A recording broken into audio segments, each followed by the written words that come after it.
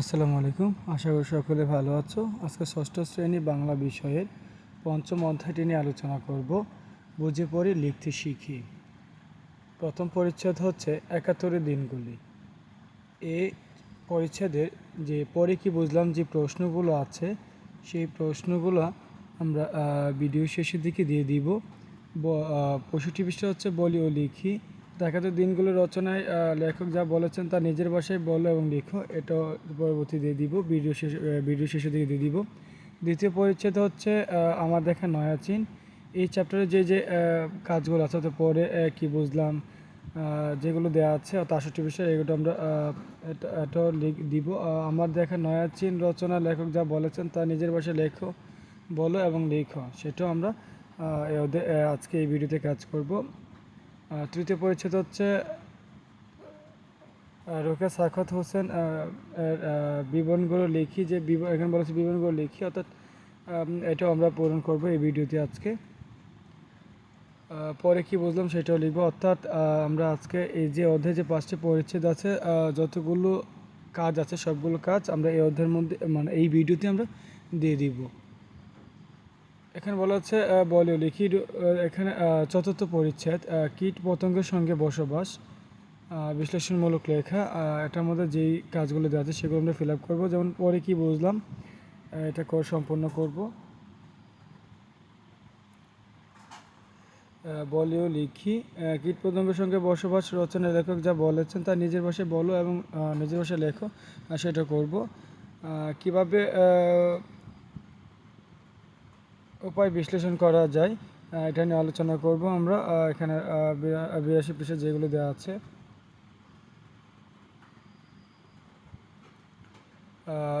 পঞ্চম পরিচ্ছেদ হচ্ছে ৭ ভাই চম্পা, দক্ষিণা মিত্র মজুমদার। এটা গল্প না নির্ভর লেখা। আর এখানে যে কাজগুলো দেওয়া আছে সেটা ফিল আপ করবো, অর্থাৎ ৮৬ পৃষ্ঠার যে পরে কি বুঝলাম সেটাও এই ভিডিওতে ফিল আপ করে নিব। এখন আমরা আসলে কথা না বাড়িয়ে চলে যাচ্ছি এই প্রত্যেকটা কাজ। পরে বলি ও লিখি অথবা এই অধ্যায়তে কী কী বুঝলাম নিজের ভাষায় লেখা, সেটা এখন আমরা লিখে ফেলবো এই ভিডিওতে।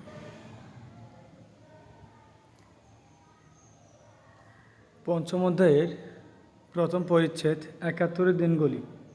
পরে কি বুঝলাম যে ছকটি দেওয়া আছে, এখন আমরা সেটি পূরণ করব। ক, এটি কোন বিষয় নিয়ে লেখা হয়েছে? উত্তর, মুক্তিযুদ্ধের পূর্বকালীন উত্তেজনা, আন্দোলন ও আতঙ্কের বিষয় নিয়ে লেখা। খ, লেখাটি কোন সময়ের ও কয় দিনের ঘটনা? উত্তর, ১৯৭১ সালের ৩ দিনের ঘটনা। গ, লেখক কী কী কাজের কথা উল্লেখ করেছেন? উত্তর, নাস্তা বানানো, স্বাধীন বাংলাদেশের নতুন পতাকা ওড়ানো, শহীদ মিনারে গিয়ে আন্দোলনে অংশগ্রহণ ইত্যাদি কাজ। ঘ, লেখার ৩ অংশের শুরুতে তারিখ দেওয়া কেন? উত্তর, রোজ নামচা বা দিনপঞ্জিমূলক রচনা বলে। ও, এই লেখা থেকে নতুন কি জানতে পারলে বা কোন বিষয়টি তোমার কাছে বিশেষভাবে লক্ষণীয় মনে হয়েছে? উত্তর, এই লেখা থেকে অনেক কিছু জানতে পেরেছি, যেমন মুক্তিযুদ্ধের প্রাক্কালে সকল শ্রেণী পেশা ও সকল মানুষ কীভাবে আতঙ্কিত ও উত্তেজিত ছিলেন, কীভাবে ছোট রমি গাড়ির কাছে স্টিকার লাগিয়ে নিজের আবেগ ও সাহস প্রকাশ করেছে। ২৩ মার্চ যে প্রতিরোধ দিবস এবং শাপলা ফুল যে সংগ্রামী বাংলার প্রতীক, তাও এখান থেকে জানতে পেরেছি। বিশেষভাবে লক্ষণীয় মনে হয়েছে স্বাধীনতা সংগ্রামে জনমনে বিপুল সাড়া ও উত্তেজনার ঘটনা। ৭১-এর দিনগুলির রচনায় লেখক যা বলেছেন তা নিজের ভাষায় বলো এবং নিজের ভাষায় লেখো। ৭১-এর দিনগুলো মুক্তিযুদ্ধকালীন একটি দিনলিপি, যেখানে লেখক মুক্তিযুদ্ধকালীন সময়ে নিজের অভিজ্ঞতার কথা ডায়েরিতে লিপিবদ্ধ করেছে। মুক্তিযুদ্ধের সময় কোথায় কী হয়েছে না হয়েছে সে সম্পর্কে খবর জানা মাত্রই তা তিনি লিখে রেখেছেন। এমনকি তার ২ সন্তান রমি ও জামি সম্পর্কে তিনি লিখেছেন। উক্ত সময় সবার মধ্যে যে ভয়, উত্তেজনা, আতঙ্ক, আনন্দ, বেদনা। দ্বিতীয় পরিচ্ছেদ আমার দেখা নয়া চীন। পরে কি বুঝলাম?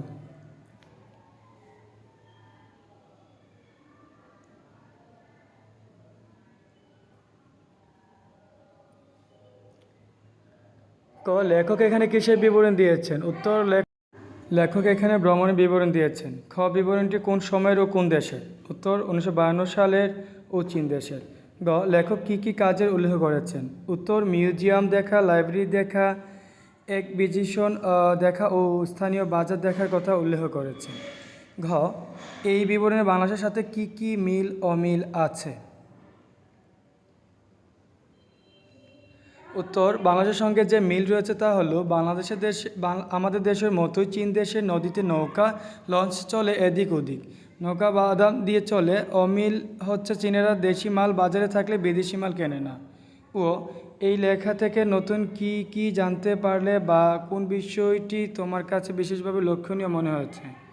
উত্তর, এই লেখা থেকে চীন বিষয়ে নতুন অনেক কিছু জানতে পেরেছি, যেমন চীনের লাইব্রেরি, খেলার মাঠ, মিউজিয়াম, বাজার ব্যবস্থা ইত্যাদি। সবচেয়ে লক্ষণীয় বিষয় হচ্ছে চীনেদের দেশপ্রেম, এছাড়া খেলার মাঠে পড়ার ব্যবস্থা ও ছাত্র শিক্ষকের সুন্দর সুসম্পর্ক ও মনে দাগ কাটার মতো বিষয়।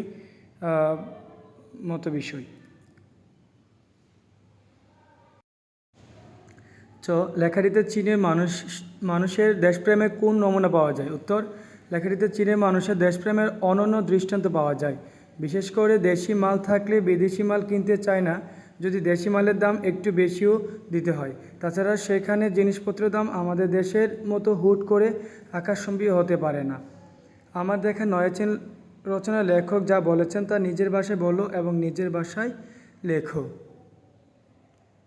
উক্ত রচনায় লেখক তার চীন ভ্রমণের অভিজ্ঞতার বিবরণ দিয়েছে।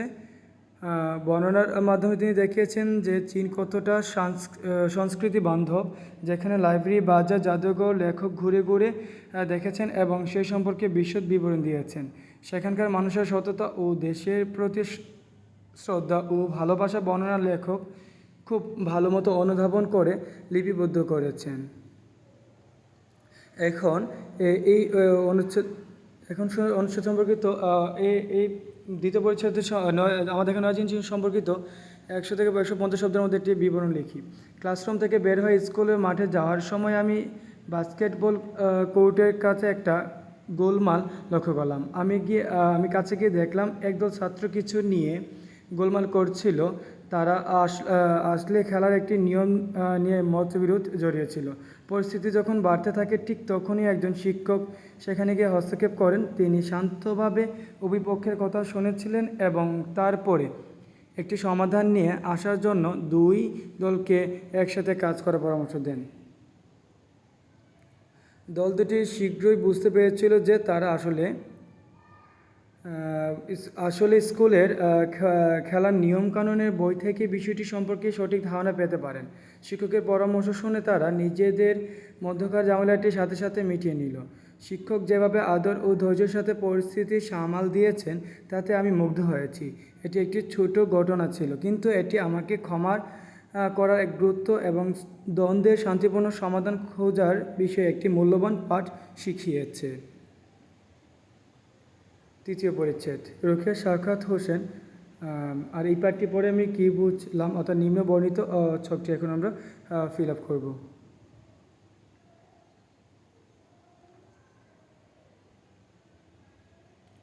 তো এই লেখা কী ধরনের তথ্য ব্যবহার করা হয়েছে?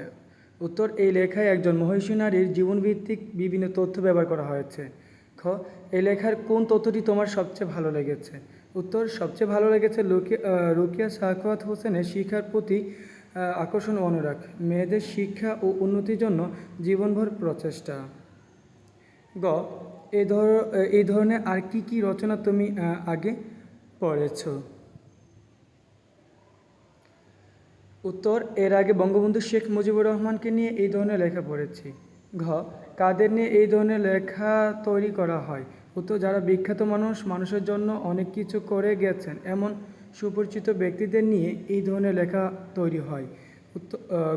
ও, এই লেখা থেকে নতুন কি কি জানতে পারলে বা কোন বিষয়টি তোমার কাছে বিশেষভাবে লক্ষণীয় মনে হয়েছে?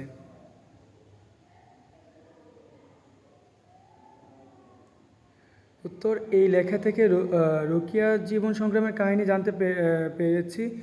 তার লেখা বিভিন্ন বইয়ের কথা জানতে পেরেছি, তার নানা মহৎ কাজ সম্পর্কে জানতে পেরেছি।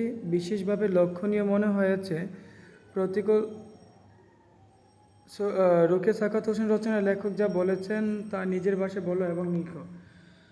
উক্ত রচনায় বেগম রোকেয়াকে নিয়ে বলা হয়েছে, বেগম রোকেয়া ছিলেন একজন বাঙালি লেখক, শিক্ষাবিদ ও সমাজকর্মী। তিনি 1880 সালে বাংলাদেশের রংপুর জেলায় জন্মগ্রহণ করেন। তিনি এই দেশের নারীদের জন্য শিক্ষা প্রচার এবং তাদের অধিকার সম্পর্কে সচেতনতা বাড়াতে সাহায্য করেছিলেন। তার এই প্রচেষ্টার জন্য সবচেয়ে বেশি পরিচিত। তিনি সুলতানার স্বপ্ন বেশ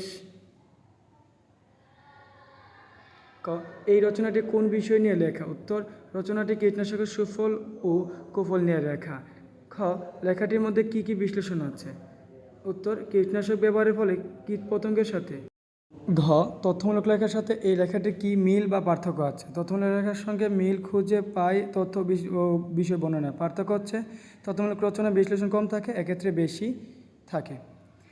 ও, এই লেখা থেকে নতুন কী কী জানতে পারলে বা কোন বিষয়টি তোমার কাছে বিশেষভাবে লক্ষণীয় মনে হয়েছে? উত্তর, কীট পতঙ্গ যে শুধু ক্ষতি করে তা নয়, এরা উদ্ভিদ ও মানুষের উপকারও আসে। আবার ঢালাওভাবে কীটনাশকের ব্যবহার পরিবেশ ও জীবনের ভারসাম্য নষ্ট হতে পারে। লক্ষণীয় বিষয় হচ্ছে ক্ষতিকর রাসায়নিক কীটনাশকের ব্যবহারের পরিবর্তে অন্যভাবে কীটনাশকের নিধন করা সম্ভব।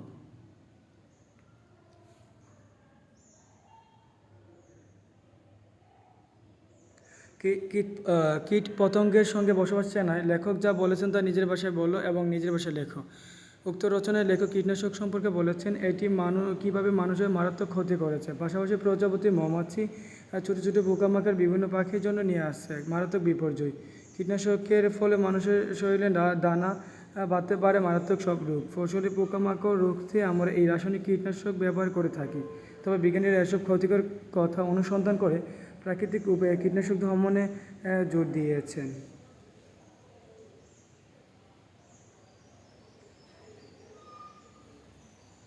আমরা মতো আসলে এখন যেটা আলোচনা করছি সেটা হচ্ছে চতুর্থ পরিচ্ছেদ।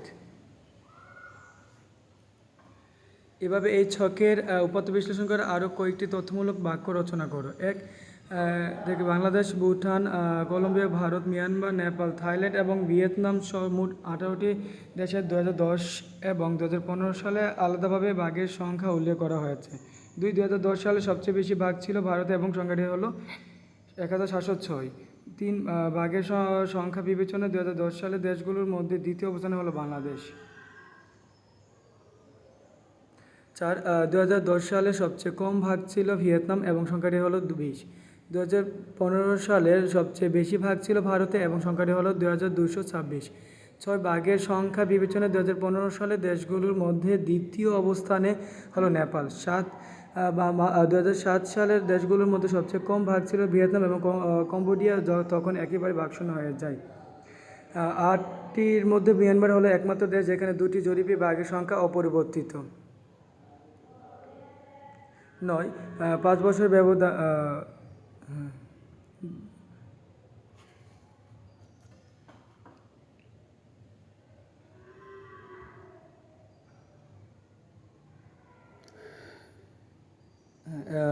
5 বছর ব্যবধানে করা হয় জরিপে শুধুমাত্র 3টি দেশে বাঘের সংখ্যা বৃদ্ধি পেয়েছে, সেগুলো হলো ভুটান, ভারত ও নেপাল। 10, 5 বছর ব্যবধানে বাংলাদেশে বাঘের সংখ্যা হ্রাস পেয়েছে 4 গুণেরও বেশি। এসব তথ্যমূলক বাক্য ব্যবহার করে একটি অনুচ্ছেদ রচনা করো। শুরুতে একটি শিরোনাম দাও।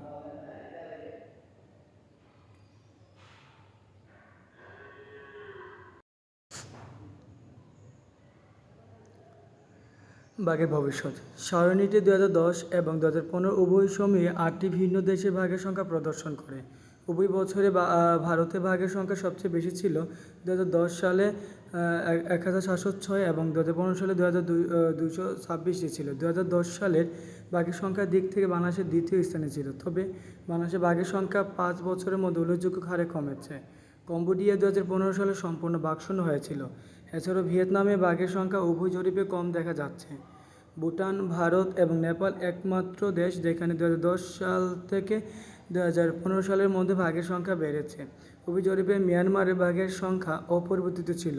সামগ্রিকভাবে বাঘের সংখ্যা সংরক্ষণের চলমান চ্যালেঞ্জ এবং এই বাঘ সংরক্ষণের জন্য অব্যাহত প্রচেষ্টার প্রয়োজনীয়তা তুলে ধরে।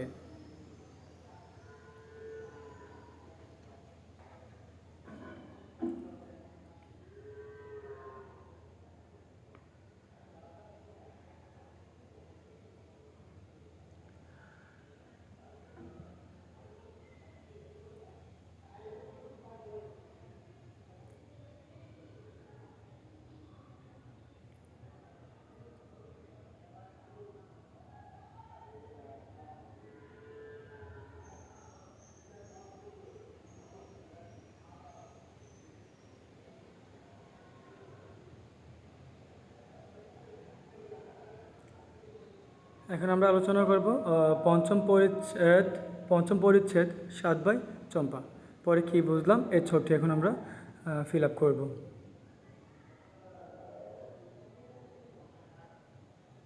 ক আগে এ ধরনের আর কি কোনো গল্প পড়েছো? পড়লে কি তা নিয়ে হ্যাঁ উত্তর পড়েছি। রূপকের গল্প, সিন্দাবাদের কাহিনী, আলিফ লায়লার কাহিনী, পরীদের গল্প, পশু পাখিদের কাহিনী ইত্যাদি। খ 7 ভাই চম্পা গল্প কি চরিত্রে আছে? উত্তর রাজা, বড় রানী, মেজো রানী, সেজো রানী, নোয়া রানী, কনে রানী, ছোট রানী, দোহ রানী, মালি, ঘুটে, কুরানি, দাসী, রাজপুত্র, রাজকন্যা ইত্যাদি। গ এখানকার কোন ঘটনা বাস্তবে হয় না? উত্তর রাজা ও রানীর কোমরে সোনার শিকল বেঁধে রাখা হয় না। মানুষের ঘরে ইঁদুর, ব্যাঙ আর কাকড়া জন্ম হয় না। পারুল ফুল আর চাপার ফুল কথা বলে না। ঘ এখানকার কোন ঘটনা বাস্তবে ঘটতে পারে? উত্তর রাজার ছেলে নাও হতে পারে, মানুষকে এসে হিংসা করতে পারে, রাজার মনে দুঃখ থাকতে পারে ইত্যাদি। ও এই গল্পে পড়ে আমরা কি বুঝলাম বা গল্পের কোন বিষয়টি তোমার কাছে বিশেষভাবে লক্ষণীয় মনে হয়েছে? উত্তর হিংসা করা ভালো নয়, হিংসা নিজের অমঙ্গল ডেকে আনে। 7 ভাই চম্পা গল্পটি নিজের ভাষায় বলো এবং নিজের ভাষায় লেখো।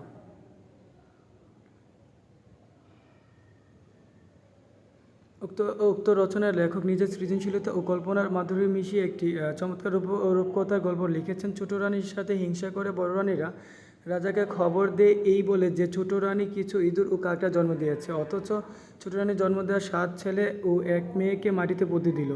এরপর সেই 7 ছেলে ও 1 মেয়েকে যথাক্রমে 7টি চাপা গাছ ও একটি পারুল গাছে জন্ম নিল। মালি এই ফুল তুলতে গেলে রাজার সাথে দেখা করতে চায়। রাজা আসার পর তারা বড় রানীদের সাথে দেখা করতে চায়। সবাই আসার পর তারা বলে ছোটো রানী আসলে তবেই ফুল দেবে। ছোটো রানী আসলেই সবাই মা বলে ডেকে উঠল।